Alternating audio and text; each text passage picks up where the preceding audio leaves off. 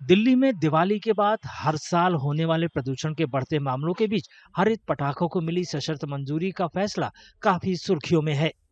हालांकि कई लोग इन्हें नियमित पटाखों का विकल्प मानते हैं, लेकिन सवाल ये है कि क्या ये वाकई पर्यावरण के अनुकूल हैं?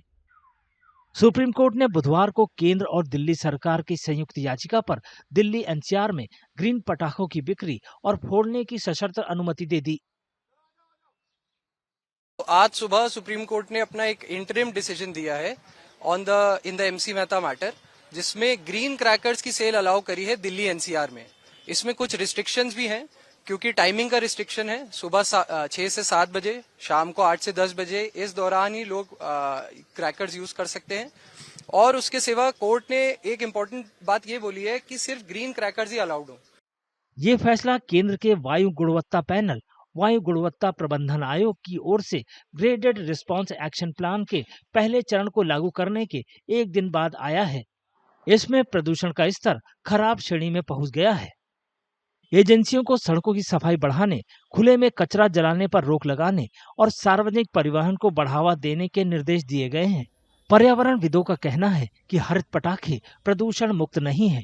सुप्रीम कोर्ट की पीठ ने कहा कि राष्ट्रीय पर्यावरण इंजीनियरिंग अनुसंधान संस्थान की ओर से विकसित ये पटाखे कथित तौर पर कण पदार्थों और हानिकारक गैसों के उत्सर्जन को 30% तक कम करते हैं। जो ग्रीन क्रैकर्स हम कहते हैं उनमें ग्रीन जैसा कुछ नहीं है, वो एक बहुत ही मिसलीडिंग टर्म है। एक ग्रीन क्रैकर को तभी ग्रीन कहा जा रहा है जब वो 30% जो ट्रेडिशनल क्रैकर है उससे कम पोल्यूशन करता है। अब ऐसे में एक उदाहरण के तौर पर अगर हम समझते हैं कि एक डीजल कार से अगर हम पोल्यूशन को 20 से 30% कम कर दें, क्या उसको हम एक ग्रीन कार कह देंगे? शायद नहीं। और इसी तरीके से इन फायर क्रैकर्स को भी ग्रीन नहीं कहा जाना चाहिए। सिर्फ 30% पोल्यूशन घटाना उसको ग्रीन नहीं बनाता है। स्वास्थ्य विशेषज्ञ लोगों को सलाह देते हैं कि वे पटाखे फोड़ने के क्षणिक रोमांच के लिए अपने स्वास्थ्य को खतरे में न डालें।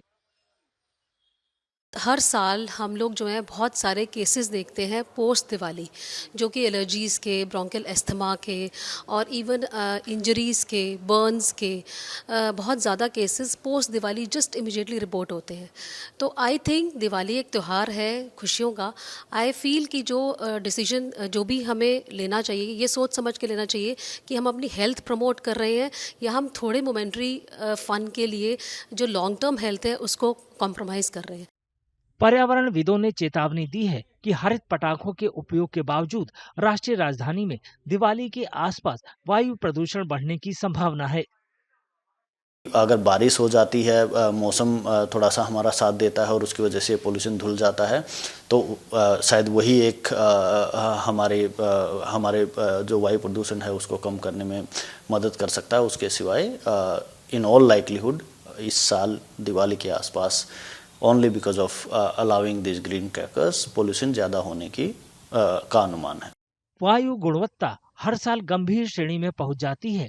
ऐसे में पर्यावरणविद और स्वास्थ्य विशेषज्ञ नागरिकों से अपने त्योहारों के विकल्पों पर पुनर्विचार करने और इस सर्दी में दिल्ली एनसीआर को सांस लेने लायक बनाने में मदद करने का आग्रह कर रहे हैं।